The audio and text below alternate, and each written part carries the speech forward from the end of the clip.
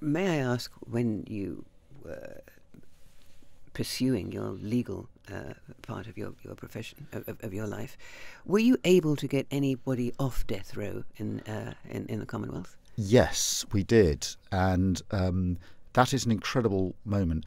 People often say to me, particularly now in politics, are you capable of making tough decisions?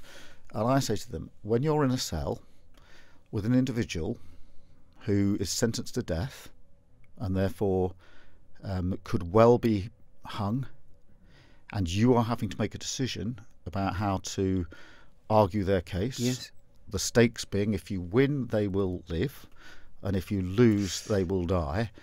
That's about as tough as it gets. Yes. Now, we did win some of those cases. Again, the frustration with me in individual cases, we did strategic litigation, and we went to Uganda to do a case, and we got over 400 people off death row in one go. Mm-hmm. And we went to Uganda. I'll never forget this, going to the prison in Kampala in Uganda. Beautiful day, as you can imagine. A prison with the open sky for part of it, and we spoke to the 400 people whose case we were going to argue.